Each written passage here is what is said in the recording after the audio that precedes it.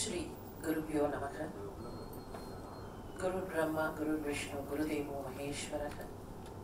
गुरु साक्षात् परं ब्रह्म तस्मै श्री गुरवे नमः। श्रुति स्मृति पुराणानाम् आलयं करुणालयं नमामि भगवत्पादशङ्करं लोकशङ्करम्। நமச்சிவாய வாழ்க, நாதன் தாழ் வாழ்க, இமைப்பொழுதும் என் நெஞ்சில் நீங்காதான் தாழ் வாழ்க. எல்லோருக்கும் வணக்கம். பலன் தருகிற பதிகங்கள் வரிசையில் இன்றைக்கு நாம் காணப்போவது திருநாவுக்கரசு பெருமானின் ஒன்று கொலாம் என்கிற பதிகம். இந்த பதிகம் பொது பதிகம் என்பதாகத்தான் கணக்கு. எந்த ஊரில் பாடினார் என்றால் திங்களூரில் பாடினார். திங்களூர் சிவன் கோயில்ல பாடினார். ஆனால் திங்களூர் பாடல் பெற்ற ஸ்தலமாக பட்டியலில் கிடையாது. ஏன் கிடையாதுன்னா, இதுல குறிப்பிட்டு திங்களூர் ஆண்டவன் தனியா எதுவும் வரல. பாடினது திங்களூர் சிவன் கோயில் தான். ஆனாலும் இந்த பாடல் வரிகளில் திங்களூர் நாதரை பற்றி தனியாக வரவில்லை என்பதனால் இது திங்களூருக்கான பதிகம் என்று இல்லாமல் பொது பதிகமாகத்தான் வகைப்படுத்தப்படுகிறது. இந்த சம்பவம் நமக்கெல்லாம் தெரியும். ரொம்ப சுருக்கமா நினைவுபடுத்திக் கொள்வோம். திருநாவுக்கரசர் திருவையாற்று பகுதியில் பல்வேறு திருத்தலங்களுக்கு போனார். திருவையாற்றிலேருந்து திருப்பழனம் அப்படிங்கிற ஊருக்கு போனார். திருப்பழனத்திலேருந்து ரொம்ப பக்கத்துல இருக்கிற ஊர் திங்களூர். திருப்பழன பகுதியில அவர் போகும்போது, ஆக்சுவலா இப்ப கூட பார்த்தா அந்த road that leads to Thiruppazhanam, அதுலேருந்து ஒரு சின்ன ஆஃப் ஷூட் ரோட்ல தான் திங்களூர் இருக்கு. இந்த மெயின் ட்ராக் வந்து திருப்பழனத்துக்கு போகணும்னா அதை கிராஸ் பண்ணி போகணும். திங்களூர்லேருந்து வர ரோடு இங்க வந்து ஜாயின் ஆகும். இவர் அங்க போகும்போது அங்கே இருக்கிற பல அமைப்புகளுடைய பெயர்கள் இவருடைய கவனத்தை கவர்கின்றன. அங்கே ஏதோ தண்ணீர் பந்தல் வச்சிருக்கிறார்கள். திருநாவுக்கரசர் தண்ணீர் பந்தல் இருக்கு. அதான் அங்க யாருக்கோ மருத்துவம் செய்யக்கூடிய மருத்துவ சாலை இருக்கிறது. அந்த இடத்தை பார்த்தா திருநாவுக்கரசர் மருத்துவ சாலை, திருநாவுக்கரசர் கல்விக்கூடம், எல்லாமே திருநாவுக்கரசர் திருநாவுக்கரசர் தன்னுடைய பெயரே அங்கே எல்லா இடத்திலேயும் இருப்பதை பார்க்கிறார். ஆச்சரியமா இருக்கு. யார் இது? நம்ம பெயரை இங்க வைத்திருக்கிறார்களே. அந்த ஊர்ல கொஞ்சம் கேட்டு பார்க்கிறார். அவர்கள் சொல்லுகிறார்கள், இதெல்லாம் அப்பூதி அடிகள்னு ஒருத்தர் வச்சது, அவரோடதுதான். அவர் தான் he is promoting all this. அவர் தான் இங்க செல்வந்தராக இருப்பவர். அவர் மருத்துவ சாலை வைத்திருக்கிறார், அவர் தண்ணீர் பந்தல் வைத்திருக்கிறார். இந்த பேர்லாம் ஏன் வச்சாருன்னு எங்களுக்கு தெரியாது. அப்பூதி அடிகள் வீடு எங்கன்னு கேட்டு தெரிந்து கொண்டு அந்த வீட்டுக்கு போகிறார். சிவனடியார்னு ஒருத்தர், அவருக்கு இவர் யாருன்னு தெரியாது, பார்த்ததே இல்லை. சிவனடியார்ன்ற அந்த கோலத்தை பார்த்த உடனே வரவேற்று உபச்சாரம் பண்ணும்போது, இல்லை எனக்கு ஒரு சின்ன சந்தேகம், அதை கேட்கறதுக்கு தான் வந்தேன்னார். என்ன சந்தேகம்? நீங்க வைத்திருக்கக்கூடிய பெயர்கள் எல்லாம் பார்த்தேன், வழியில பார்த்து கொண்டே தான் வந்தேன். ஆனா அந்த பெயர்கள் எல்லாம் பார்த்த உடனே யார் பெயரையோ வைத்திருக்கிறீர்களே, உங்கள் பெயரை வைக்காமல் வேறு யார் பெயரையோ வைத்திருக்கிறீர்களே. வந்தது கோபம் அப்பூதி அடிகளுக்கு. வேற யாரோன்னு சொல்லுகிறீர்களே, யாரோன்னு சொல்லுகிறீர்களே, உங்க துவனியிலேயே அவரை யாரோன்னு சொல்லக்கூடிய அந்த நிலைமை எனக்கு பிடிக்கல. யாரோ ஒருத்தரோட பேரை வைத்திருக்கிறீர்களேன்னு கேட்டா, இந்த சைவத்தை தழைக்க செய்தவர் அந்த பெருமான் இல்லையா? புறச்சமய ஆதிக்கத்துல மாட்டிக்கொண்டு சிக்கி கொண்டு தவித்த சைவத்தை, இந்த சைவ சமயத்தை புறச்சமயத்தின் ஆதிக்கத்திலே இருந்து வெளியில் கொண்டு வந்து நமக்கு கோயில்களை எல்லாம் கொடுத்திருப்பவர் அந்த பெருமான் இல்லையா? அவரை பத்தி யாரோன்னு சொல்லுகிறீர்களா? அவருடைய கோபத்தை பார்த்து திருநாவுக்கரசர் வியந்து போனார். திருநாவுக்கரசர் யாருன்னே அவருக்கு அடையாளம் தெரியல. தெரிஞ்சு பண்றாருன்னு இல்ல, வேண்டப்பட்டவர் வேண்டப்படாதவர் அந்த மாதிரி இல்ல. he does not even know Thirunavukkarasar எப்படி இருப்பாருன்னு கூட அவருக்கு தெரியாது. கேள்விப்பட்டிருக்கிறார் திருநாவுக்கரசரால் பல்லவ மன்னன் பல திருக்கோயில்களை மீள கண்டுபிடிப்பதற்கு உதவி இருக்கிறார். திருநாவுக்கரசரால் பல இடங்களில் மீண்டும் சைவர்கள் சைவத்தை கடைபிடிப்பதற்கு வழி இருக்கிறது. இதை கேள்விப்பட்டவர் தன்னுடைய குடும்ப உறுப்பினர் இல்ல, இந்த பிரபஞ்சத்தின் தலைவர் அப்படிங்கிற நினைப்புல எல்லாத்துக்கும் திருநாவுக்கரசர் திருநாவுக்கரசர் பேர் வச்சுட்டார். அவருடைய வீட்டுல இவர் நிக்கிறார். வேற யாரோன்னு கேட்கிறீர்களே, நீங்க யாரு? மெல்ல சொன்னார் திருநாவுக்கரசர், பலகாலம் புறச்சமயத்திலிருந்து சூலை நோய் கண்டு அதனால் ஆட்கொள்ளப்பட்டவன் அடியேன் அப்படின்னார். எந்த திருநாவுக்கரசரை தான் பார்க்காமலேயே அவரை தன்னுடைய தெய்வமாக கொண்டாடுகிறாரோ அவர் கண்ணு முன்னால நிக்கிறத பார்த்தோன்னு சந்தோஷம் தாங்கல. உபச்சாரம் பண்ணினார். வீட்டில் உணவருந்துவதற்காக எல்லா ஏற்பாடுகளையும் பண்ணினார். அவருக்கு 2 பிள்ளைகள். அந்த பிள்ளைகளுக்கும் என்ன பேருன்னா திருநாவுக்கரசுன்னு தான் பேரு.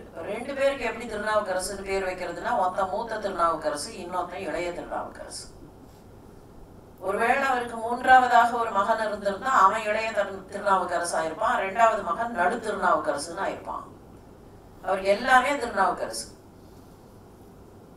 ஏற்பாடுகள் எல்லாம் செய்கிறார்கள் உணவுக்காக. அம்மா அங்க சமைக்கிறா, அப்பா எல்லா ஏற்பாடுகளையும் பண்ணும்போது வீட்டுல பின்னால இருக்கிற தோட்டத்துல போய் வாழை இலை அறிந்து கொண்டு வான்னு அந்த மூத்த பிள்ளைய அனுப்பினார்கள். இவருக்கு தலைவாழை இலையிட்டு உணவு படைக்க வேண்டும். அந்த பிள்ளை ஓடினான், இலைய எம்பி பறிக்கிறான். சின்ன பையன், இலை நல்ல ஒசரத்துல அழகா இருக்கிற எந்த வித கிழிசலும் இல்லாத ஒரு தலைவாழை இலையை, அது அப்பதான் அப்படி விரிஞ்சிருக்கு, அதை பறிக்கணும்னு அப்படி எம்பி பறிக்கிறான். என்னமோ காலில் ஒரு வலி தோன்றுகிறது, ஏதோ குத்துற மாதிரி இருக்கு. அப்படியே பார்க்கறான். அவனுக்கு தெரிஞ்சு போச்சு, பாம்பு அந்த பக்கம் போயிட்டு இருக்கு. தன்னை திருடியது நாகம்னு புரிஞ்சு போச்சு. அந்த நாகம் விஷநாகம் என்பதையும் அந்த கிராம பகுதிகளில் வாழ்ந்த பிள்ளைக்கு அது எந்த மாதிரின்னு பழக்கம் இருக்குமா இல்லையா, அவனுக்கு தெரிஞ்சு போச்சு. என்ன பண்றான், இந்த விஷம் எனக்கு தலைக்கேறும். நல்ல வேளை நாகம் காலில் தீண்டியது, பாதத்தில் தீண்டியது. அந்த விஷம் ஏறதுக்கு கொஞ்சம் நாழி ஆகும். அதுக்குள்ள நான் இலைய கொண்டு போய் கொடுத்துடுறேன். அடியவர் அமுது செய்வதற்கு தடங்கள் இருக்கக்கூடாதுன்னு அந்த இலைய அப்படி தலைக்கு மேல பிடிச்சுக்கிறான். தான் ஒருவேளை கீழே விழுந்தா கூட இலை மண்ணுல பட்டுடக்கூடாதான், அவருக்கு அமுது செய்வதற்கான இலை. அதனால அந்த இலைய நான் மேல பிடிச்சுக்கிறேன். ஒருவேளை அப்படியே கீழே போய் மயங்கி விழுந்தாலும் இலை அம்மா கையில கிடைச்சிடும். அதே மாதிரி வருகிறான். வந்து அந்த இலை அப்படி பிடிச்சுட்டே மயங்கி விழுகிறான். அவன் இறந்து விட்டான் என்பதை தந்தையும் தாயும் உணர்கிறார்கள். இந்த வீட்டுல இப்ப அவர் அமுது சாப்பிட மாட்டாரே. மகன் இறந்து போன இந்த வீட்டுல அவருக்கு எப்படி உபச்சாரம்? அப்ப அவர் அமுது சாப்பிட மாட்டார். இது இருக்கட்டும், அந்த திருநாவுக்கரசரே வந்திருக்காருங்கும் போது அவருக்கு அமுது படைப்பது தடங்கள் படலாமான்னு மகன் இறந்ததை வெளியில் சொல்லாமல் அந்த உடலை கொண்டு போய் இன்னொரு அறையில் வாழை இலையில், வேறு வாழை இலைகள்ல சுத்தி வச்சுட்டு இங்க வந்து உணவு படைக்கிறார்கள். சாப்பிட உட்கார்ந்தவர் திருநீர் கொடுக்கணும். எல்லாருக்கும் திருநீர் கொடுத்து விட்டு தான் அடியார்கள் அமுது செய்வார்கள். திருநீர் கொடுக்கறதுக்காக நீங்கள் வாருங்கள், உங்கள் மனைவி எல்லாம் எங்க, உங்க மூத்த பிள்ளை மூத்த திருநாவுக்கரசு இங்கே, அவன் இங்கே உதவான், அவன் இங்கே உதவான், அவன் இங்க வந்து இப்போ உதவறதுக்கு, அவன் நமக்கு ஏதாவது பண்றதுக்கு ஒண்ணுமில்லை. ஏதோ புரிந்து விட்டது நாவுக்கரசருக்கு. என்ன நடந்தது சொல்லுங்கள். கேட்டதுக்கு அப்புறம் சொல்லாம இருக்க முடியாது. சொல்லுகிறார்கள். என்ன செய்தீர்கள், எங்க அந்த பிள்ளை அப்படின்னு வருகிறார். வாழை இலையில சுத்தி வைத்திருக்கிறார்கள். அப்படியே அந்த பிள்ளையின் உடலை தூக்கி கொண்டு நேர திருக்கோயிலுக்கு போனார். அந்த பிள்ளையை அங்க போட்டு விட்டு இந்த பதிகத்தை பாடினார். இந்த பதிகத்துல ஒரு விசேஷம் இருக்கு. ஒரு இடத்துல கூட இந்த பிள்ளையின் குறையை தீர்த்து விடு, இந்த பெற்றோரின் குறையை தீர்த்து விடு, நான் வந்த இடத்துல இந்த மாதிரி பண்ணிட்டியேன்னு ஒரு ரிக்வெஸ்ட் கூட கிடையாது. Not even a single request or a single mentioning of the situation. 10 பாட்டுலயும் இறைவனுடைய பெருமைகள் அவ்வளவுதான், ஒரு வார்த்தை கூட கிடையாது. ஞானசம்பந்தர் பாடினாரே, உள் மெலிவே இவளுடைய உள் மெலிவு இவளுடைய ஏசரவு இந்த மாதிரி பண்ணிட்டியேன்னு கேட்டாரே, அந்த மாதிரி ஒரு கேள்வி கூட கிடையாது. கேள்வி கேட்கறது தப்பு இல்லை, ஞானசம்பந்தர் பாடினது அதற்கு சரி. ஆனா இதுல அது கூட கிடையாது. முழுக்க முழுக்க முழுக்க இறைவனுடைய பெருமையை பாடுகிறார். இந்த பதிகம் இன்று வரை பலருக்கு பல பிரச்சனைகளை தீர்த்திருக்கிறது. திங்களூருக்கு போனா சொல்லுவார்கள், இந்த ஊர்ல நாகம் தீண்டாது, நாகம் தீண்டினாலும் யாருக்கும் எந்த கேடும் வராது. ஏன்னா இது நாவுக்கரசர் பதிகம் பாடி காப்பாற்றி இருக்கிற தலம்பார்கள். அந்த தலம் பாடல் பெற்ற ஸ்தலம்ல சேர்த்து இல்லை. ஆனா திங்களூரை சுற்று வட்டாரத்திலேயே இந்த பதிகத்தினுடைய வாசம் இன்னமும் இருப்பது நம்பப்படுகிறது. அங்க இருக்கக்கூடியவர்கள் போன இதைத்தான் முதல்ல சொல்லுவார். என்ன காட்டுறார் நாவுக்கரசர் நமக்குன்னா, பகவானுடைய பெருமையை நினைத்தால், அவருடைய திருநாமத்தை சொன்னால், we don't have to request. எனக்கு இது வேணும் அது வேணும்னு கேட்க வேண்டிய அவசியமே இல்லை. வேண்டத்தக்கது அறிவோய் நீ, வேண்ட முழுதும் தருவோய் நீ. எனக்கு என்ன வேணுங்கிறது உனக்கு தெரியும், நான் உங்ககிட்ட சொல்ல வேண்டிய அவசியம் இல்லை. நான் சொல்லித்தான் உனக்கு தெரியணுமா என்ன? அந்த பிள்ளைய கொண்டு போய் அங்க போட்டார், பாடி முடிச்சார். பாடி முடிச்ச உடனே அவன் எப்படி எழுந்தாங்கிறத சேக்கிழார் பெருமான் பாடினார். நாவுக்கரசருடைய இந்த வரலாற்றை சொல்லுகிற பெரிய புராண பாட்டுல சேக்கிழார் சொல்றார், அன்று அவர்கள் மறைத்தனுக்கு அளவிறந்த கருணையராய் கொன்றை நறுஞ்சடையார் தம் கோயிலின் முன் கொணர்வித்தே. அன்னைக்கு அவர்கள் மறைச்சு வச்சிருந்தார்களே ஏதோ ஒண்ணுத, அந்த அம்மாவும் அப்பாவும் மறைத்த அதனை அளவிறந்த கருணையராய், நிறைய கருணையோடு கொன்றை நரும் சடையார் தம் கோவிலின் முன் கொணர்வித்தவராய், அந்த மூத்த திருநாவுக்கரசை கோவிலுக்கு முன்னால கொண்டு வந்து ஒன்று கொலாம் என பதிகம் எடுத்து உடையான் சீர்பாட, அந்த பதிகத்தை தொடங்கி உடையானாக இருக்கிற சிவபெருமானுடைய பெருமையை பாட, பின்றை விடம் போய் நீங்கி பிள்ளை உணர்ந்து எழுந்து இருந்தான். ஏதோ தூக்கத்திலேருந்து எழுந்துக்கிற மாதிரி உணர்ந்து எழுந்துன்னா, அது வரைக்கும் உணர்வில்லாம தூங்கி கொண்டிருந்தவன் எழுந்த உடனே அந்த அறிவோடு எழுந்து உட்கார்ந்தான். அப்படிப்பட்ட பதிகம் இது. இதுல வேற பெரிய பெரிய வார்த்தைகள்லாம் கிடையாது. It is a clear enumeration. 10 பாட்டுலயும் அந்தந்த பாட்டுக்கான எண்ணிக்கை அந்த முதல் வார்த்தையில இருக்கும். ஒன்று கொலாம் அவர் சிந்தை உயர் வரை, ஒன்று கொலாம் உயரும் மதி சூடுவர், ஒன்று கொலாம் இடு வெண் தலை கையது, ஒன்று கொலாம் அவர் ஊர்வது தானே. இந்தளப்பண்ணில் அமைந்த பதிகம். எதெல்லாம் ஒன்னொன்னா இருக்கோ அதெல்லாம் ஒரு லிஸ்ட். இதுல எதெல்லாம் ஒன்னொன்னா இருக்கு? ஒன்று கொலாம் அவர் சிந்தை உயர் வரை, பெருமான் இருக்கக்கூடிய அந்த மலை இருக்கே, கைலை மலை, அது ஒண்ணுதான். அதுக்கு நிகரா வேற எதுவும் கிடையாது. அது ஒரே ஒரு கைலை மலை. அந்த மலை ரொம்ப ஒசரமானது. எந்த அளவுக்கு ஒசரமானதுன்னா, பெருமானுடைய சிந்தை, அவருடைய கருணை, அவருடைய எண்ணம், அவருடைய சிந்தை எவ்வளவு ஒசரமோ அவ்வளவு ஒசரம். அப்ப பகவானுடைய கருணை எவ்வளவு ஒசரம்னு எப்படி சொல்றது? உயர்வர உயர்நலம் உடையவன். அதுக்கு மேல ஒசரம்னு சொல்ல முடியாது.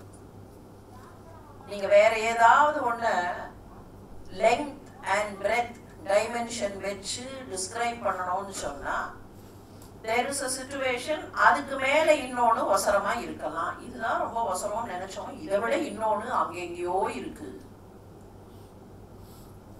ஆனா பெருமானுடைய அந்த சிந்தை கருணை அதுக்கு மேல ஒசரம்னு தெரியாது. இதுக்கு மேல ஒசரம் தேடிக்கொண்டே போனாலும் கிடைக்காது. அதுதான் திருமுடி தேடினார்கள். அதுக்கு மேல தெரியல, திருமுடி எங்க இருக்குன்னே தெரியல.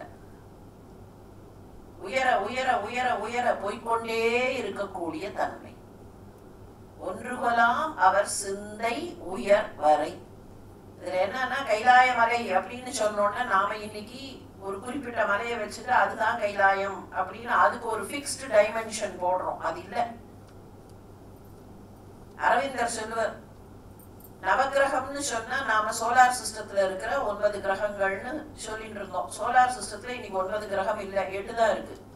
Pluto has been degraded into a different level.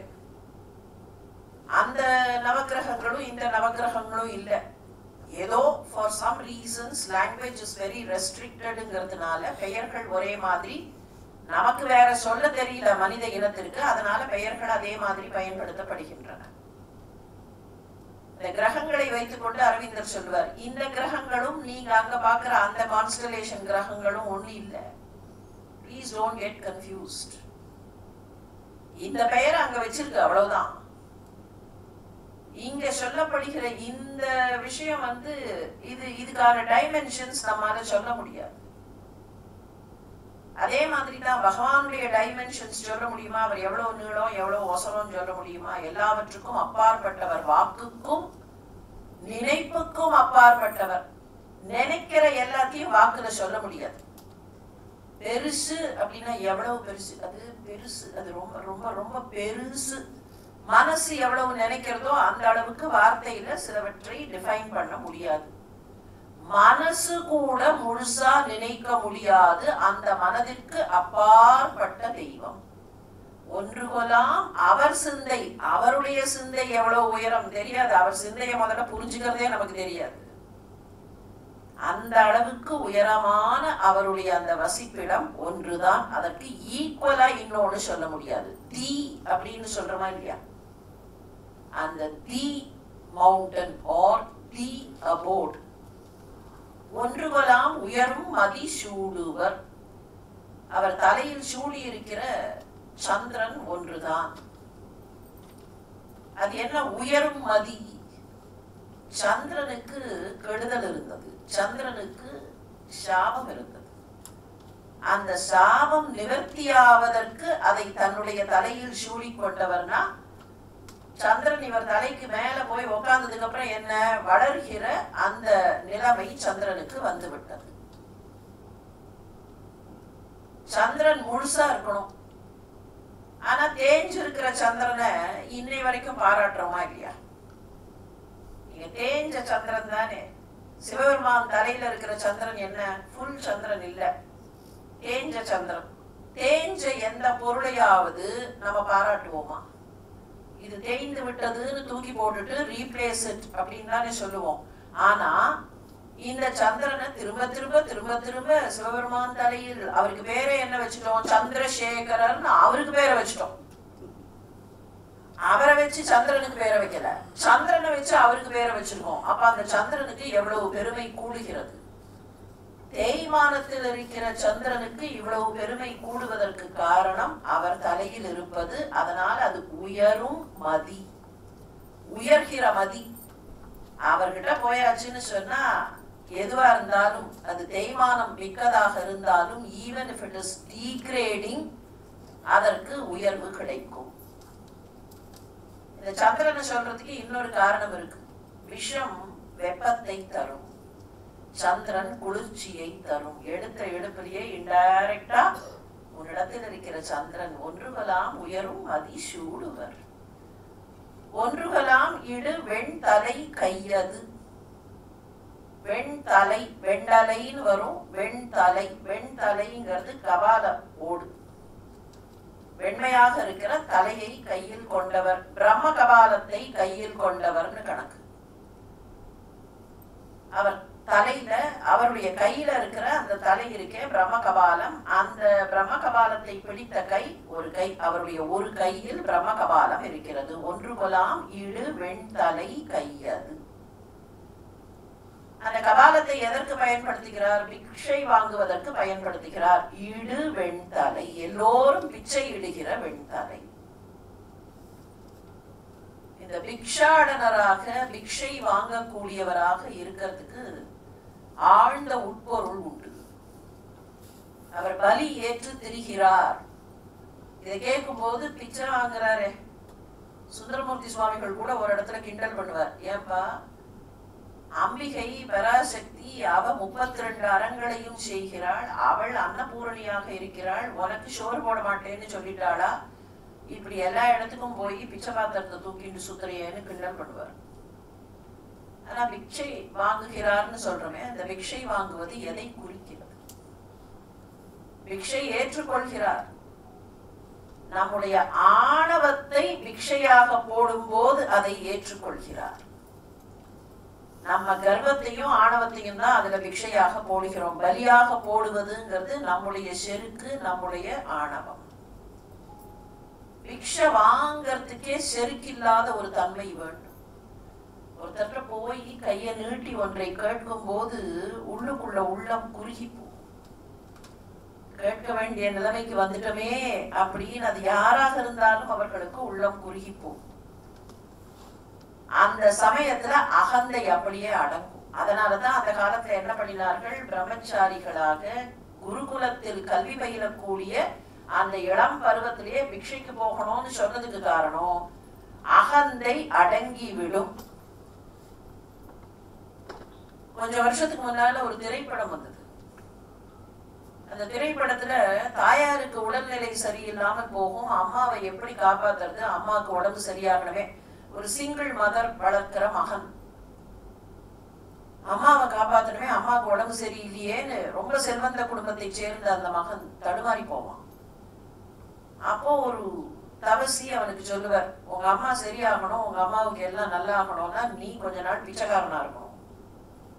எல்லாத்தையும் திறந்து விட்டு தான் யாருங்கிற ஐடென்டிட்டி எல்லாம் மறந்துட்டு பிச்சைக்காரனாக அவன் தெரிவான்.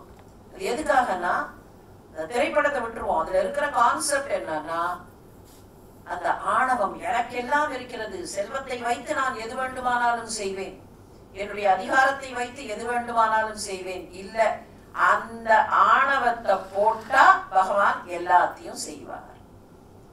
இந்த ஆணவத்தை போடுறதுக்கான ட்ரைனிங் தான் அந்த காலத்துல பிரம்மச்சாரிகள் போய் பிக்ஷை ஏற்க வேண்டும். பிரம்மச்சரிய பருவத்துல அந்த ட்ரைனிங் வந்தாச்சுன்னு சொன்னா, ஆணவம் போயாச்சுன்னு சொன்னா, அதுக்கப்புறம் கல்யாணம் ஆகி அவரவர்கள் வாழ்க்கையை கிரகஸ்தனாக வாழும் போது அந்த அடக்கம், பணிவு அவர்களுக்கு உதவி செய்யும். இது மனிதர்களை பொறுத்த வரைக்கும். பகவான் பிக்ஷை ஏற்கிறார்னா என்ன அர்த்தம்? நான் போடுறேன் அப்படின்னு போடுறமே, அந்த போடுற செருக்கை அவர் ஏற்றுக்கொள்கிறார். அதுக்காகதான் அதுக்கு பலியினே பேரு. பலியிடுவது, பலியிடுவது எதை பலியிடணும்? நம்முடைய ஆணவத்தை, வக்கரத்தை பலியிட வேண்டும். கோயில்ல இருக்கிற பலிபீடத்திலையும் அந்த வக்கரத்தையும் ஆணவத்தையும் போட்டுட்டு தான் கோயிலுக்குள்ள போகணும். ஒன்றுகலாம் இடு வெண்தலை கையது, ஒன்றுகலாம் அவர் ஊர்வது தானே. தனக்கு ஊர்தியாக வைத்திருக்கிறாரே ரிஷபம், அந்த ரிஷபம் ஒன்று, அது ஒன்றுதான். ஏன் வேற ரிஷபம் இல்லையா? ஒரே ஒரு ரிஷபம் தான் ரொம்ப நாளா அவருக்கு ஊர்தியா இருக்கா, அதுக்கு வயசே ஆலியா அப்படின்னா அந்த ரிஷபம் தர்மம். தர்மம் என்பது ஒன்றுதான். தர்மம் மாறவே முடியாது. தர்மம்ங்கிறது கான்செப்ட், அந்த தர்மம் மாறவே முடியாது. தர்மம் அப்படியே தான் இருக்கும்.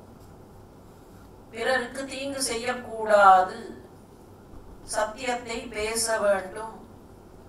பேசுவதில் மாத்திரமில்ல, உள்ளத்திலேயும் சத்தியம் இருக்க வேண்டும், செயல்களிலேயும் சத்தியம் இருக்க வேண்டும். சத்தியம் வத தர்மம் சர அப்படின்னா என்ன அர்த்தம்? அந்த தர்மம்ங்கிறது இஸ் தி ஆங்கர். இந்த மனித வர்க்கம் வாழுவதற்கான ஊன்றுகோல், பற்றுக்கோல் தர்மம் தான்.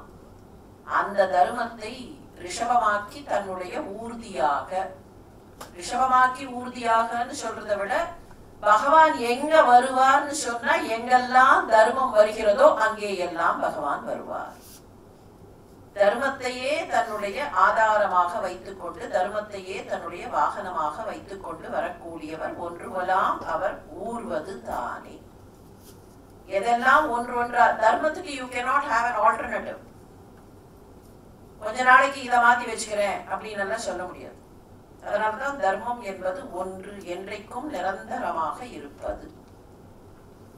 ஒன்றொன்றாக இருக்கக்கூடிய விஷயங்கள் எல்லாம் முதல் பாட்டுல சொல்லி அடுத்த பாட்டுல ரெண்டு ரெண்டா இருக்கிற விஷயங்கள். இரண்டு கொலாம் இமையோர் தொழு பாதம், இரண்டு கொலாம் இலங்கும் குழை பெண் ஆண், இரண்டு கொலாம் உருவம் சிறு மான் மழு இரண்டு கொலாம், இரண்டு கொலாம் இமையோர் தொழு பாதம், தேவர்கள் கூட வந்து தொழக்கூடிய அவருடைய திருப்பாதங்கள்னு பார்த்தா ரெண்டு திருவடிகள் இருக்கு, இணை திருவடிகள். அதே மாதிரி அவருடைய காதுல இருக்கிறது ரெண்டு விதமான குழை. குழைங்கிறது ஒரு பொது பெயர், காது அணி அப்படின்னு சொல்றோமே அதுக்கு பொது பெயர் குழை. ஒரு பக்கத்துல ஆண் அணிவதையும் இன்னொரு பக்கத்தில் பெண் அணிவதையும் அணிந்திருப்பவர். இன்னைக்கு நாம நினைச்சோம்னா அதுல என்னது இது, இவருக்கு ஃபேஷன் கூட சரியா தெரியலையே, ஒன்னொன்னு ஒரு ஒரு பக்கம். பெண்ணும் ஆணுமாக இருக்கிற தன்மையை காட்டுவதற்கு ஒரு பக்கத்துல தோடு, ஒரு பக்கத்துல ஆண் அணியக்கூடிய குழை. குழைங்கிறது ஆண் அணிகிற காதணிக்கும் ஸ்பெசிபிக் நேமா வரும், பொது பெயராகவும் வரும். ஞானசம்பந்த பெருமான் பாடும்போது தோடுடைய செவியன்னு பாடினார். ஒரு காதல தோட போட்டு இருக்காரேன்னார். ஏன்னா அவரை பொறுத்த வரைக்கும் முதல்ல அந்த தாய் ஞானப்பால் கொடுத்தவள் அம்மா தானே. அப்பாவை பாடுறதுக்கு முன்னால அம்மா தானே எனக்கு ஞானப்பால் கொடுத்தா, அதனால தோடுடைய செவியன்னு ஆரம்பிச்சார். ஒரு காதில் தோடு, இன்னொரு காதில் ஆண் அணிகிற காதணி. இரண்டு கொலாம் இலங்கும் குழை, பெண் ஆண் இரண்டு கொலாம் உருவம். அவருடைய உருவம் என்னன்னு கேட்டா ஆணாகவும் பெண்ணாகவும் தோற்றம் தருகிறார், சிவனாகவும் சக்தியாகவும் தோற்றம் தருகிறார். ஒற்றை பரம்பொருள்னு சொல்றமே, அப்புறம் ரெண்டா இருக்காரேனா, ஒற்றை பரம்பொருளா அவர் இருக்கும்போது நம்ம கண்ணுக்கு தெரிய மாட்டார், நமக்கு புரியாது. நமக்கு புரியணும்னா அவர் ஆணும் பெண்ணுமாக வடிவம் கொள்ள வேண்டும். அதனாலதான் ஆணும் பெண்ணுமாக இறங்கி வந்தார்கள். ஆணும் பெண்ணுமாகன்னு சொல்லும் போதே அந்த நிஷ்களமாக நிர்குணமாக இருக்கிற பரம்பொருள் சிந்திக்க ஆரம்பிச்சார். அது வரைக்கும் சிந்தனையே இல்லாம ஜடமா இருந்தார். சிந்திக்க ஆரம்பிச்ச போது அந்த சிந்தனைங்கிற ஒரு ஆற்றல் இருக்கா இல்லையா, அது தனியா வந்தது. தனியா வருமா அப்படின்னு கேட்கலாம். சினிமாலெல்லாம் பார்த்திருப்போம், நம்ம மனசு போய் அங்க நின்றுட்டு அங்கேருந்து நம்ம கிட்ட பேசுவோம். மனசு தனியா போகுமா அப்படின்னா it is a kind of a representation. பகவானால எதுவும் முடியும், அவர் நினைச்சா மனசை தனியா கூட தூக்கி வைக்க முடியும். அந்த சர்வ வல்லமை பொருந்திய சர்வேஸ்வரன் சிந்திக்க ஆரம்பித்த போது அந்த சிந்தனை பகுதி அப்படி தனியாக ஆற்றல் பகுதி, that is his energy form, அந்த எனர்ஜி ஃபார்ம் அப்படி வெளியில வந்தது. அந்த ஃபார்ம் பெண் உருவம் எடுத்தது, மீதம் இருந்தது ஆண் உருவமாக காட்டப்பட்டது. அப்ப நமக்கு புரியறதுக்காக, நமக்கு வேணும்னா இந்த வடிவத்துல வந்தாதான் முடியும். அதனால நமக்கு புரிவதற்காக இரண்டு வடிவங்களை எடுத்தார். பெண் ஆண் இரண்டு கொலாம் உருவம், ஒன்றானவன் உருவில் இரண்டானவன் அப்படின்னு ஒரு பாட்டு இருக்குமா இல்லையா, உருவத்துல ரெண்டானார், ஒன்னேதான். அதனாலதான் சிவனுக்கும் சக்திக்கும் வேறுபாடு கிடையாது. சிறு மான் மழு இரண்டு கொலாம், அவருடைய கையில மானும் மழுவும் ரெண்டு பொருட்கள் இருக்கின்றன. ஒரு மான் இருக்கிறது, ஒரு மழு இருக்கிறது. அப்படி அவருடைய கையில் இருக்கிற இரண்டு பொருட்கள். அவர் எய்தினதாமே, அவர் கையில் வைத்திருப்பவை இரண்டு பொருட்கள். இரண்டு கொலாம் இமையோர் தொழு பாதம், இரண்டு கொலாம் இலங்கும் குழை, பெண் ஆண் இரண்டு கொலாம் உருவம், சிறுமான் மழு இரண்டு கொலாம் அவர் எய்தினதாமே.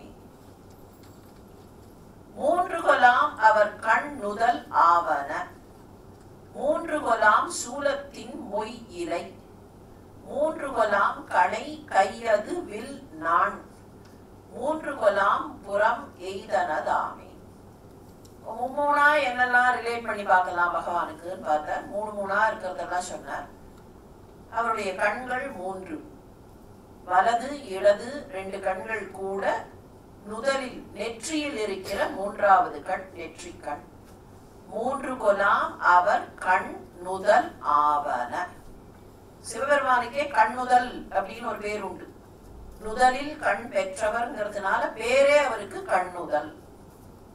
3 கண்களை கொண்டவர். 3 கொலாம் சூலத்தின் மொய் இலை. திரிசூலத்தில் 3 இலைகள், 3 பகுதிகள். அந்த கூர்மையா இருக்கிற பகுதிக்கு இலைன்னு பேரு. பார்த்தா 3 இலைய சேர்த்து வச்ச மாதிரி இருக்கும். திரிசூலத்தினுடைய அந்த 3 பிரான்சஸ்.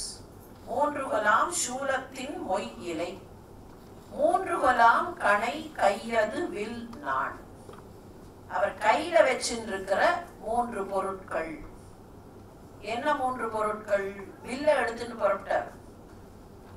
முப்புராதிகளை அழிப்பதற்காக கையில வில்லை எடுத்துக்கொண்டு புறப்பட்டார். வேறு மலையை வில்லாக வளைத்தார். ஒரு வில்ல எடுத்துட்டா கையில அந்த வில் இருக்கு. அந்த வில்லுக்கு நாண் ஏற்ற வேண்டும். அந்த நாண் இருக்கு. இந்த முதுகையும் நாணையும் இணைக்கக்கூடிய அம்பு இருக்கு. இந்த 3ம் தான் வில்லை எடுக்கும் போது இருக்கணும். 3 கொலாம் கையது கணை. கணைங்கிறது அம்பு. கையில இருக்கிற வில், அந்த வில்லுக்கான நாண். இப்படி அவரிடத்தில் 3 பொருட்கள் காணப்படுகின்றன. 3 கொலாம் கணை கையது வில் நாண். 3 கொலாம் புறம் எய்தனதாமி. 3 கோட்டைகளை அழித்தார். 3 புறங்களை அழித்தார். முப்புராரி, திரிபுராரின்னு சொல்றோம் இல்லையா? தங்க கோட்டையை, வெள்ளிக்கோட்டையை, இரும்பு கோட்டையை அழித்தவர். இந்த முப்புறம்ங்கிறதுக்கு இன்னொரு அர்த்தமும் உண்டு. சாதாரணமா சித்தாந்த ரீதியாக சொல்லும் போதோ புராண கதைகள்லயோ முப்புறம்னு சொல்லிட்டு விட்டுடுறோம். முப்புறம்னா இந்த 3 கோட்டைகள். முப்புறத்தை எரித்தவர், அதனால முப்புராரி. திரிபுர சுந்தரர், 3 புறங்களை அழித்து அதன் மீது நின்றவர், அதனால திரிபுர சுந்தரர். அம்பாளுக்கும் திரிபுர சுந்தரி அப்படின்னு பேர் சொல்றோம். வாழிய முப்புரை அப்படின்னு பாடினார் அபிராமி பட்டர். ஆனா இந்த திரிபுர அப்படிங்கிறதுக்கே உள்ளார்ந்த பொருள் இன்னொன்று உண்டு. மும்மூன்றாக இருக்கக்கூடியவை ஒரு ஸ்டேஜ்ல ஒன்றாக இணைந்து விட வேண்டும். மும்மூன்றாக இருக்கக்கூடிய எல்லாவற்றுக்கும் இறைவனும் இறைவியும் தான் தலைவர்கள். அதனாலேயே அதை முப்புராரி இல்லைன்னா முப்புரை அப்படின்னு சொல்லலாம், திரிபுரன்னு சொல்லலாம். எல்லாமே மும்மூன்றா கிளாசிஃபை பண்ண முடியும். 0 பாயிண்ட்ல ஒண்ணு இருக்கும், 100 பாயிண்ட்ல ஒண்ணு இருக்கும், நடுவுல இருக்கிறது 3வது. இப்ப நீங்க காலம்னு எடுத்துட்டா கடந்த காலம்னு ஒண்ணு இருக்கும், வருங்காலம்னு ஒண்ணு இருக்கும், நிகழ்காலம்னு ஒண்ணு இருக்கும். எதை எடுத்தாலும் 3ஆக பகுக்கலாம். குழந்தை பருவம், முதுமை பருவம், இதுக்கு நடுவுல இருக்கிற ஒரு இளமை பருவம். இன்னொரு இடத்துல மாணிக்கவாசகர் பாடுவார், நீ என்னவானாய் தெரியுமா? முதல் நடு இறுதியும் ஆனாய். ஸ்டார்டிங் பாயிண்ட் ஒண்ணு இருக்கும், எண்டிங் பாயிண்ட் ஒண்ணு இருக்கும், அதுக்கு நடுவுல இருக்கிற போர்ஷன் எல்லாம் சேர்த்து ஒரு என்டிட்டி. குணங்கள் எடுத்தா கூட சத்துவம், ராஜசம், தாமசம். அப்ப மும்மூன்றாக எதை வேண்டுமானாலும் பகுத்து பார்க்கலாம். மும்மூன்றாக இருக்கக்கூடிய எல்லாவற்றுக்கும் தலைவர்கள் அப்படிங்கிறது ஒரு அர்த்தம். இதையும் மீறி இன்னொரு அர்த்தம் இருக்கு. அது என்ன அர்த்தம்?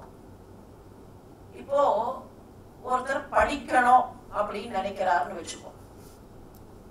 படிக்கிறதுக்காக ஆசைப்படுகிறார். எதை படிக்க வேண்டும்ங்கிறது அப்புறம் வருவோம். இவர் படிக்கணும்னு ஆசைப்படுறார். அப்போ படிக்கிறதுக்குன்னு நினைக்கிறாரே, அவர் என்டிட்டி 1. அவர் படிக்க வேண்டும் என்று விரும்புகிற ஏதோ ஒன்று இருக்கிறதே, அது என்டிட்டி 2. படிக்கிறது அப்படிங்கிற அந்த ப்ராசஸ் இருக்கே, அது என்டிட்டி 3. 1, 2 and 3. படிக்க ஆரம்பிக்கும் போது இவர் தனியா இருப்பார். அவர் எதை படிக்கிறாரோ, பிலாசபி படிக்கிறார்னு வச்சுப்போம். சைவ சித்தாந்தம் படிக்கிறார், இல்லை வேதாந்தம் படிக்கிறார். படிக்க ஆரம்பிக்கும் போது எப்படி இருக்கும்? இவர் தனியா இருப்பார், இந்த வேதாந்த விஷயம்ங்கிறது தனியா இருக்கும், படிக்கிறதுங்கிற ப்ராசஸ் இருக்கும். இது அப்படியே போக போக போக போக சரியான வழியில் போனால் ஒரு ஸ்டேஜ்ல என்ன ஆகும்? படிக்கிறவர் தனியாவோ படிக்கப்படுகிற அந்த விஷயம் தனியாகவோ இல்லாம அப்படியே மர்ஜ் ஆயிடும். பல நேரத்துல நாம சொல்றோமா இல்லையா, அப்படியே அதுவாவே மாறிட்டார் அப்படின்னு சொல்றோமா இல்லையா? அப்ப அந்த அதுவாகவே மாறும்போது இந்த ப்ராசஸும் அப்படியே அவர்களுக்குள்ள இணைந்து போகிறது. இதை எங்க பார்க்கலாம்? ரொம்ப பிராக்டிக்கலா இசை மாதிரி விஷயங்கள்ல பார்க்கலாம். 10 வயசுல குழந்தை பாட்டு கத்துக்கும். அதே குழந்தை 30 வயசு ஆகும்போது அந்த இசை அவர்களிடத்தில் அப்படியே அமிழ்ந்து போய்விட்டது. இசையும் அவர்களும் வேற வேற இல்ல. இசை பயிலுகிற அந்த ப்ராசஸும் வேற இல்ல. எம்எஸ் அம்மா பாடினா எம்எஸ் அம்மாவையும் இசையையும் உங்களால பிரிக்க முடியுமா? ஆனால் அவர்கள் ஏதோ ஒரு காலத்தில் இசையிலிருந்து தனியாக, அவர்கள் தனியாக, இசை தனியாக, பயிலுகிற அந்த பயிற்சிங்கிற முறை தனியாக, இது எல்லா இடத்துலயும் பார்க்கலாம். தியானம் பண்றோம், பகவான தியானம் பண்றோம். யாரை தியானம் செய்கிறீர்கள்? நான் பகவானை, சிவபரம்பொருளை தியானம் செய்கிறேன். தியானம் செய்பவர் ஒருத்தர் இருக்கார், தியானம் செய்யப்படுகிற பொருள் ஒன்று இருக்கிறது, தியானம்ங்கிற வழிமுறை இருக்கிறது. தியானம்ங்கிறது வழிமுறை, தியானம் செய்பவர் தியாத்ரு, தியானம் செய்யப்படுகிற பொருள் தியேயம்.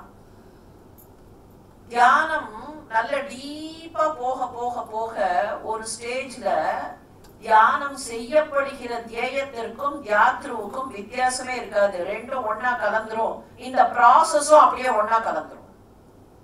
அதுதானே அபிராமி பட்டருக்கு நிகழ்ந்தது. அம்பாளும் அவரும் வெவ்வேறு இல்லைங்கிற நிலைமையில இருந்தார்கள் இல்லையா அந்த ஆழ்ந்த தியானத்துல. ஞானத்தை பெற வேண்டும் என்று விரும்புபவர் ஞாத்ரு. ஞானம் பெறப்படுகிற ஞானம் எது ஞானமாக வேண்டும்னு நினைக்கிறாரோ அந்த பொருள் ஞேயம். இந்த ப்ராசஸ் இஸ் கால்ட் ஞானம். ஒரு ஸ்டேஜ்ல ஞாத்ருவும் ஞானமும் ஞேயமும் ஒன்றாக சேர்ந்து விடும். அப்படி சேர்ந்த நிலையில அதற்கு தலைவராக இருப்பவர் தான் திரிபுராரி. திரிபுர சுந்தரர் அப்படின்னா இது தனித்தனியா இல்ல. இந்த ப்ராசஸ் இது மூணு ஒன்னா சேர்ந்துரும். நம்ம எத்தனை பேரை பத்தி சொல்றோம், எத்தனை யோகிகள் தவசிகளை பார்க்கும் போது அவரே அப்படியே சிவபடமா ஆயிட்டார், அவரே சிவனாக ஆகிவிட்டார், அவரே அம்பாளாக ஆகிவிட்டார்னா அந்த தனித்தனியா இல்ல, மூணு மர்ஜ் ஆற ஒரு லெவல். அந்த லெவல்ல திரிபுர சுந்தரர், திரிபுர சுந்தரியாக இருப்பவர்கள். முப்புறம் எரிக்கிறதுங்கிறதுக்கு உள்ளார்ந்த அர்த்தம் அதுதான். தனித்தனியா தனித்தனியா தங்கம் வெள்ளி இல்ல, இந்த மூன்று புறங்களும் ஒன்றாக சேர்ந்து அதுக்கப்புறம் தனியா எதுவுமே இல்ல, அந்த பகவானோடு ஒன்றி போகக்கூடிய தன்மை. அந்த புறங்களை எரித்து 3 கொலாம் புறம் எய்தனதாமே, 4 கொலாம் அவர் தம் முகமாவன, 4 கொலாம் ஜனனம் முதல் தோற்றமும், 4 கொலாம் அவர் ஊர்தியின் பாதங்கள், 4 கொலாம் மறை பாடினதாமே. 4 கொலாம் மறை பாடினதாமே, அவருடைய வாயிலிருந்துதான் 4 மறைகளும் வந்ததாக கணக்கு. அதனால 4 கொலாம். வேதவியாசர் தானே தொகுத்தார். அப்படின்னா வேதவியாசரை தொகுக்க வைத்ததும் பல்வேறு ரிஷிகளுக்கு அந்த வேத மந்திரங்களை வெளிப்படுத்தியதும் கடவுள் தானே. 4 கொலாம் மறை பாடினது 4 வேதங்கள். 4 கொலாம் அவர் ஊர்தியின் பாதங்கள். அந்த ஊர்தி ரிஷபத்துக்கு 4 கால்கள். 4 கால்களில் அந்த ரிஷபம் வருகிறது. தர்ம தேவதை 4 கால்களில் வருகிறாள். அதனால அவர் ஊர்தியின் பாதங்கள் 4. 4 கொலாம் ஜனனம் முதல் தோற்றமும். உலகத்தில் தோன்றக்கூடிய உயிர்கள் 4 வகைகளிலே தோன்றுவதாக பழைய இலக்கியங்கள் சொல்லும். ஒன்று மனிதர்களைப் போல, ஒரு சில விலங்குகளைப் போல கருவிலே தோன்றி அந்த கருவிலே வளர்ந்து குட்டி அப்படின்னு சொல்றவே, குட்டி போட்டுது அப்படின்னு சொன்னா கன்று ஈன்றது அப்படின்னா அந்த மாதிரி பிறக்கக்கூடிய முறை. இன்னொன்னு முட்டையிலிருந்து தோன்றுவது. இன்னொன்னு சுற்றி இருக்கக்கூடிய அந்த ஜீவனை சுற்றி இருக்கக்கூடிய காற்று, அந்த ஜீவனுடைய சுரப்பு, அதுல இருந்து தோன்றுவது. ரொம்ப சின்னதா இருக்கக்கூடிய இன்செக்ட்ஸ் அதெல்லாம் எப்படி தோன்றுகிறதுன்னு பார்த்தா அதனுடைய ஏதோ ஒரு மெட்டீரியல் அந்த காற்றுல கலந்து அதை சுற்றி இருக்கக்கூடிய லெவல்ல கலந்து அதிலே இருந்து வரக்கூடியவை. இது தவிர 4வதாக இருக்கிற முறை என்னன்னு கேட்டா, வேற ஏதாவது உயிரினம் உதவி செய்து அதன் வழியாக தோன்றக்கூடியது. வேற ஏதாவது வகை உயிரினம் உதவி செய்வதுன்னு பார்த்தா சில தாவரங்கள் அந்த பறவைகள் இல்லைன்னா வராது. நீங்க பறவைகளும் தாவரங்களும் ரொம்ப inter related, very closely related. சில மரங்கள்லாம் இப்ப வரதில்லையே, என்ன காரணம்? கால மாற்றமா? ஏன் இந்த மரங்கள்லாம் இப்போ செழித்து வளர்வதில்லை அப்படின்னு தேடின்னு போனா அந்த குறிப்பிட்ட பறவை இனங்கள் குறைஞ்சு போச்சு. பறவை இனங்கள் என்ன பண்ணும், நீங்க ஆலமரத்துக்கு கூட ஆலமரத்தினுடைய அந்த ஆலம் விதை எப்ப செழித்து நன்றாக வளரும்னு சொன்னா, காகம் ஆலம்பழத்தை சாப்பிட்டு அந்த விதைய அதனுடைய உடலுக்குள்ள அது ப்ராசஸ் பண்ணி அதனுடைய எச்சத்துல அந்த விதை வந்து விடும்போதுதான் அது நன்றாக முளைக்கும். அப்ப அந்த ப்ராசஸிங், ஏன் அந்த விதை கரெக்டா ப்ராசஸ் ஆகணும்னா அதனுடைய உடலுக்குள்ள அது போய் அதனுடைய செரிமான மண்டலத்துல அது நல்ல சுத்தி அங்கேருந்து அது எச்சத்துல வந்து விடும், காகத்தின் எச்சத்துல வந்து விடும், அதுதான் நன்றாக முளைக்கும். அந்த மாதிரி சில தாவரங்கள் உண்டு. அப்ப இந்த 4 விதங்களில் உயிர்கள் தோன்றுகின்றன. முட்டையிலிருந்து தோன்றக்கூடியது அண்டஜம்னு பேரு. ஸ்வேதஜம் சுக்கிலத்திலிருந்து தோன்றக்கூடியதுன்னு அர்த்தம். ஸ்வேதஜம்ங்கிறது தான் ஆண் பெண் சேர்க்கையினால் தாயின் வயிற்றில் கருவாக உருவாகி அது குழந்தையாக வெளியில் வருவது. அண்டஜம், ஸ்வேதஜம், உற்பிச்சம். உற்பிச்சம்ங்கிறது தான் இந்த பேன் ஈருல அந்த சுத்தி இருக்கிற காத்துலயே அதனுடைய மெட்டீரியல், பயாலஜிக்கல் மெட்டீரியல் கலந்து அதுல இருந்து அது நிறைய ப்ராலிஃபரேட் ஆகும். இந்த 4வதாக இருப்பது இன்னொரு உயிரினம் உதவக்கூடியது அப்படிங்கிறது சராயுஜம். இன்னொரு அசையக்கூடிய ஒரு உயிரினம் வந்து இதற்கு உதவி செய்கிறது, சராயுஜம். இப்படி 4 வகைகளில் உயிர்கள் தோன்றும். 4 கொலாம் ஜனனம் முதல் தோற்றமும். உயிர்கள் தோன்றக்கூடிய 4 வகை. இப்ப சிக்கலான ஒரு வரி இதுல முதல் வரி, 4 கொலாம் அவர் தம் முகமாவன. நம்ம சாதாரணமா சிவபெருமானுக்கு 5 முகங்கள் 5 தலைகள்னு பார்த்திருக்கோமே, இங்க கொஞ்சம் வித்தியாசமா 4ன்னு சொல்றாரு. பழைய இலக்கியங்கள் பல இடங்கள்ல சிவபெருமானை எண் தோழன் அப்படின்னு வர்ணிச்சிருக்கு. அப்பர் சுவாமிகளே இன்னொரு இடத்துல எண் தோழன், 8 தோள்களை கொண்டவன். 8 தோள்கள் இருக்குதுன்னு சொன்னா 4 தலை தான் இருக்க முடியும். 5 தலை இருந்தா 10 தோள் இருக்கணும். அப்ப என்ன அர்த்தம் இதுக்கு அப்படின்னா, பழைய காலத்தில் பார்த்தால் தெரியும். இது நம்ம சாதாரணமா சிவனுக்கு 5 தலைகள்னு சொல்றது. இந்த 5 தலைகளுக்கு கணக்கு உண்டு. சத்யோஜாதம் இந்த படத்துல அந்த டைரக்ஷன் கரெக்டா போடல. விக்டோரியலா நமக்கு 5 தலையும் தெரியணுங்கிறதுனால இந்த 4 தலை இப்படி சுத்தி போட்டாங்க, அந்த பக்கம் இருக்கிற தலை படத்துல தெரியாது. 4 திசைகளுக்கு 4 தலைகள். கிழக்கு நோக்கியதாக, மேற்கு நோக்கியதாக. மேற்கு நோக்கிய தலை சத்யோஜாதம், அது சிருஷ்டியோடு தொடர்பு கொண்டது. வடக்கு நோக்கிய தலை வாமதேவம், அது காப்பாற்றுவதோடு தொடர்பு கொண்டது. தெற்கு நோக்கிய தலை அகோரம், அழிப்பதோடு தொடர்பு கொண்டது. கிழக்கு நோக்கிய தலை தத்புருஷம், அது மறைப்பு, கன்சீல்மென்ட், திரோதானத்தோடு தொடர்பு கொண்டது. கொஞ்சம் நார்த் ஈஸ்டா அப்படி கொஞ்சம் மேலையும் பார்த்து ஒரு பக்கமா இருக்கக்கூடிய தலை, அது ஜெனித் அப்படிம்பார்கள். கொஞ்சம் ஒசரத்தை பார்த்துட்டு இருக்கோம், தலை இப்படி இருக்கும், அது ஈசானம்னு பேரு. அது அனுகிரகத்தோடு தொடர்பு கொண்டது. அதனால 5 தலைகள்னு சொல்றது.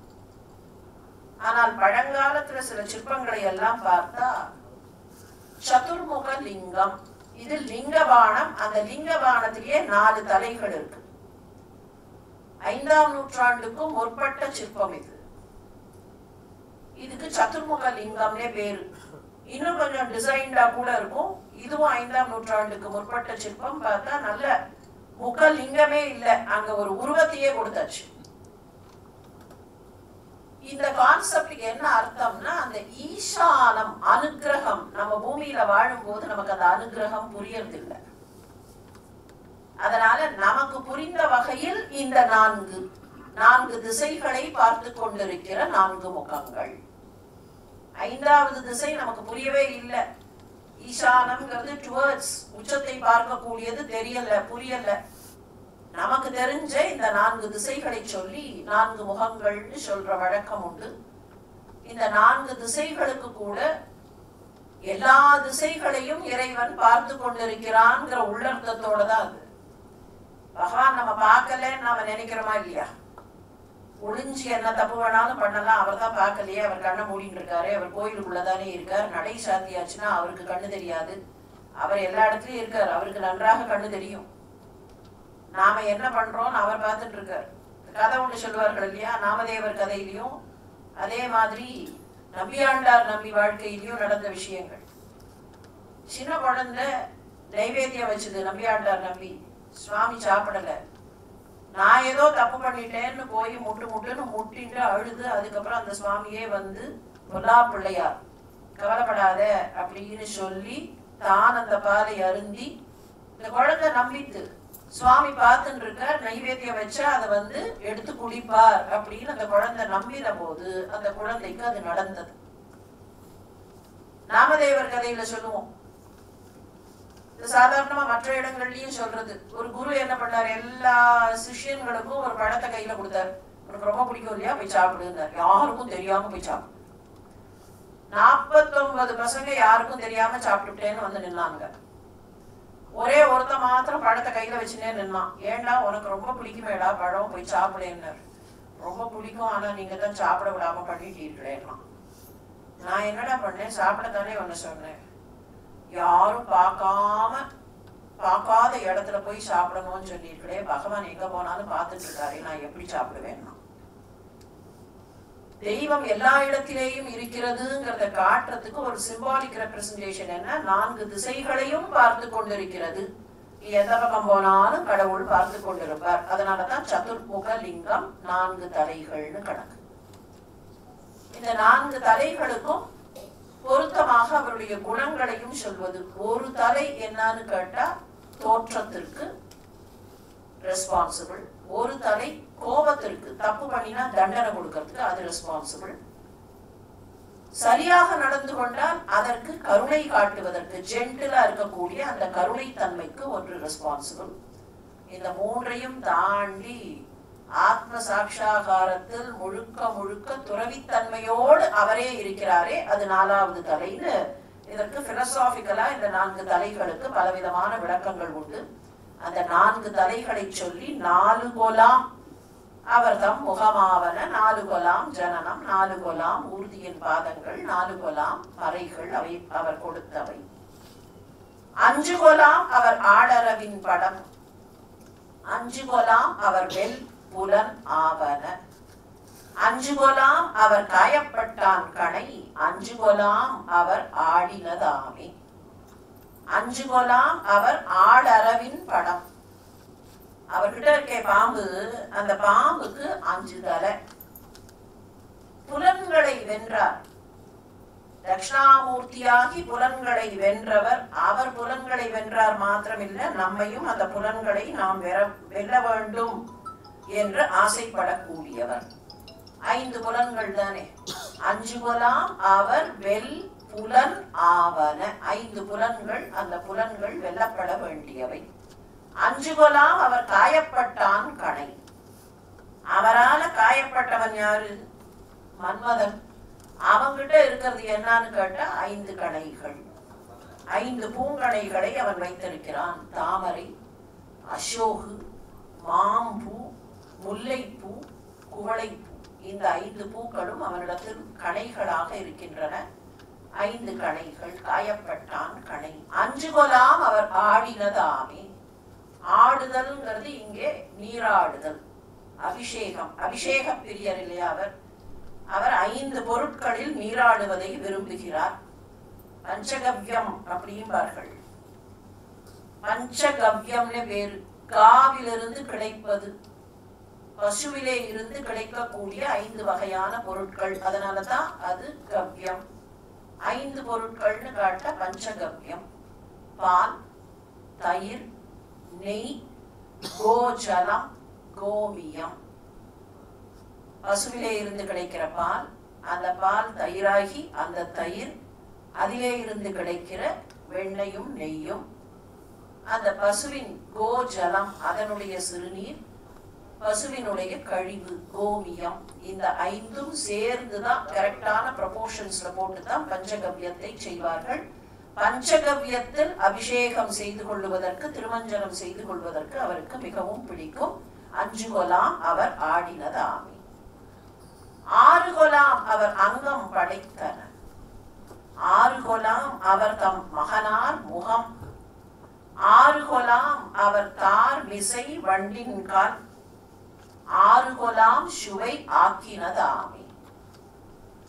அவர் அங்கம் படைத்தன. வேதத்தை கொடுத்தார்னு முன்னால வந்தது 4 வேதங்கள்.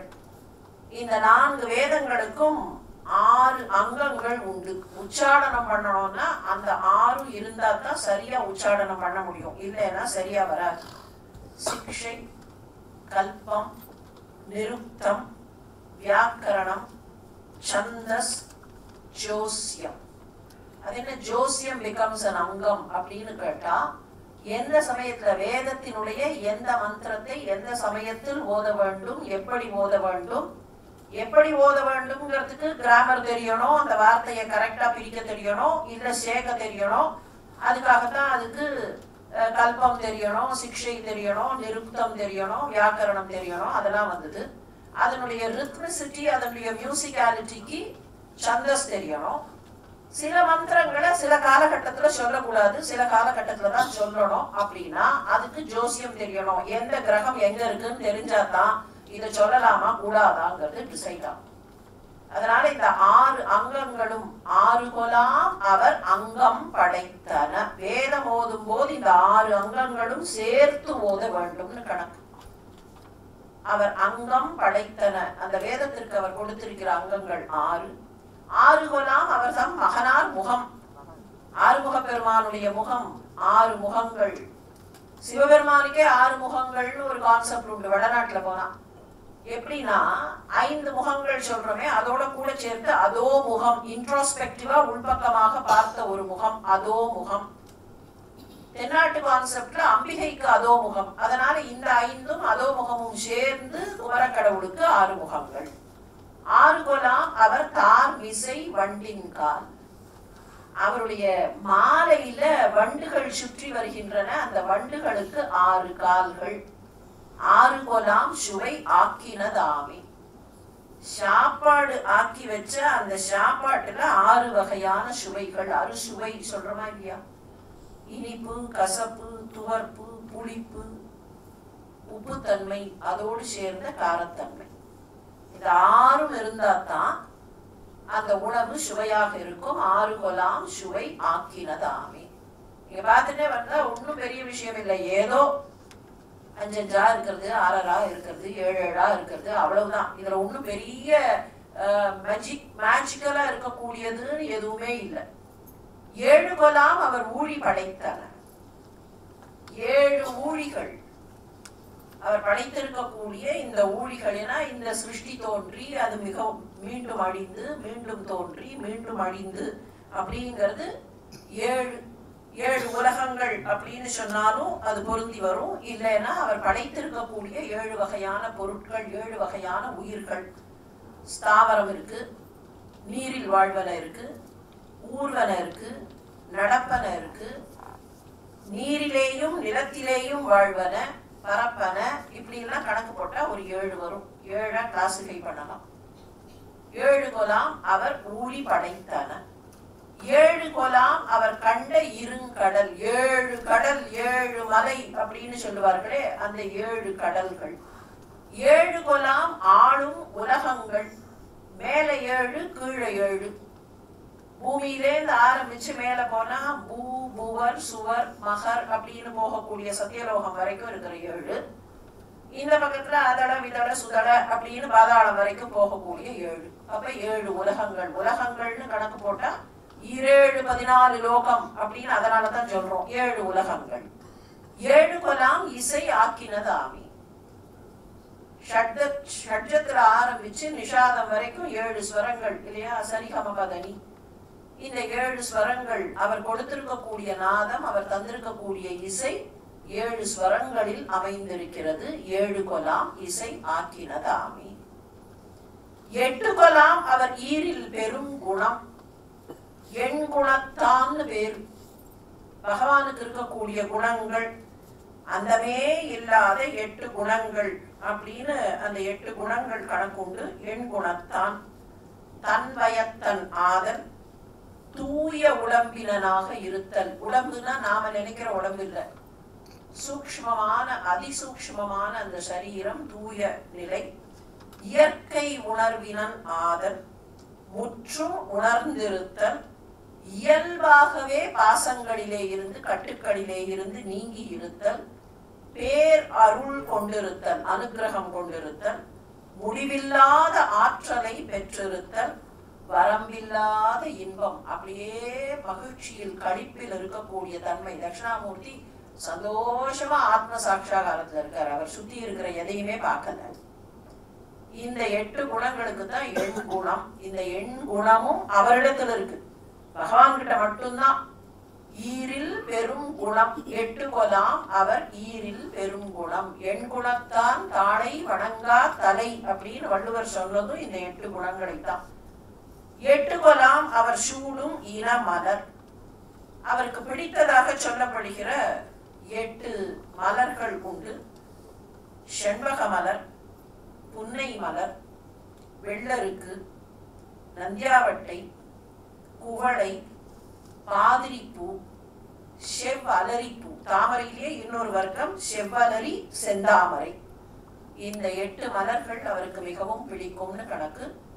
இந்த 8 மலர்களுக்கு நிகராக அகமலர்கள், நாம் அவருக்கு போட வேண்டிய நம்முடைய உள்ளத்தின் மலர்கள் அப்படின்னு கணக்கு பார்த்தா கருணை, இரக்கம், எல்லார்கிட்டையும் கருணை காட்டுவது, 5 பொறிகளை அடக்கி இருப்பது, பொறுமையாக இருப்பது, தபஸ், இரக்கம், புலனடக்கம், பொறுமை, தவம். தவம்னு சொல்றச்சே காட்டுல போய் தவம் பண்ணணும்னு அவசியம் இல்லை, கண்ட்ரோல்டா இருக்கக்கூடிய தன்மை, வாய்மை, அன்பு, அறிவு, கொல்லாமை. இந்த 8ம் தான் அகமலர்கள்னு கணக்கு. 8 கொலாம் அவர் சூடும் இன மலர். 8 கொலாம் தோள் இணையாவன. 4 தலை இருந்தா 8 தோள். 8 கொலாம் திசை ஆக்கினதாமே. அவர் உருவாக்கி இருக்கக்கூடிய திசைகள் 8 திசைகள். 9 போல் அவர் வாசல் வகுத்தன. இந்த தேகத்தை கொடுத்திருக்கிறாரே, வகுத்து நமக்கு கொடுத்த இந்த தேகத்திற்கு 9 வாசல்கள். 9 போல் அவர் வாசல் வகுத்தன. 9 போல் அவர் மார்பினில் நூலிழை. அவர் பூணூல் அணிந்திருக்கிறார். சிவபெருமான் யஜ்ஞோபவீதம் அணிந்திருக்கிறார். அதுல அந்த முப்புரி நூல்னு சொல்லுவார்களே, அதை எடுத்து பார்த்தா அதை ஒன்னொன்னையும் 9 இழைகளால் அதை பின்னி இருப்பார்கள். 9 போல் அவர் மார்பினில் நூலிழை. 9 போல் அவர் கோல குழற்சடை. தன்னுடைய ஜடாபாரத்தை அப்படி 9 பிரிவுகளா 9 கற்றைகளாக தொங்க விட்டு கொண்டிருக்கிறார். 9 போல் அவர் கோல குழற்சடை. 9 போல் அவர் பாரிடம் தானே. அவர் விரும்பி இருக்கக்கூடிய இடங்கள் 9 இடங்கள்னு கணக்கு. எந்த 9 இடங்கள்னா அவருக்கு பணி செய்யக்கூடிய பூதங்கள், சிவகணங்கள் சொல்ற மாதிரி இல்லையா, அந்த வகை 9 வகை. அவருக்கு ரொம்ப பிடிச்ச அந்த 9 வகை பூதகணங்கள். 9 போல் அவர் பாரிடம் தானே. 10 கொலாம் அவர் பாம்பின் கண், பாம்பின் பல். 10 கொலாம் எயிரும் நெறிந்து உக்கன. 10 கொலாம் அவர் காயப்பட்டான் தலை. 10 கொலாம் அடியார் செய்கை தானே. 10 கொலாம் அவர் பாம்பின் கண். அவர்கிட்ட இருக்கிற பாம்புக்கு எத்தனை தலை? முன்னாலேயே 5ல வந்தது, 5 தலை. அப்ப 5 தலை இருந்தா அதுக்கு 5 × 2 10 கண். பல்லு 2 பக்கமும் அப்படி 2 பல்லு நீட்டின்னு இருக்கும். அதனால பாம்பின் பல் 5 × 2 10 பல். 10 கொலாம் எயிரும் நெறிந்து உக்கன. 10 கொலாம் அவர் காயப்பட்டான் தலை. இந்த 5 தலை நாகத்தினுடைய பற்கள், அது 10 பற்கள். ஆனா அவருடைய காலுக்கு கீழே ஒருத்தன் காயப்பட்டானே, 10 தலை ராவணன். அவனுடைய தலை எவ்வளவுன்னு கேட்டா 10 கோலாம். அவர் காயப்பட்டான் தலை கீழே போட்டு அப்படி அழுத்தினாரே, அது 10 தலைகள். அந்த 10 தலைகள் எயிரும் நெறிந்து உட்கால. அப்படியே அவர் காலு கடியில போட்டு நெறிஞ்சு போனான் அந்த மலை கடியில. 10 கோலாம் அடியார் செய்கை தானே. அடியார்கள் இறைவனை வணங்குவது உட்பட செய்யக்கூடிய 10 செயல்கள். என்ன 10 செயல்கள்னு கேட்டா, அவருடைய புகழை கேட்கும் போது அவர்களை அறியாமல் அந்த தொண்டையில் அப்படியே வந்து விம்மல் வருமா.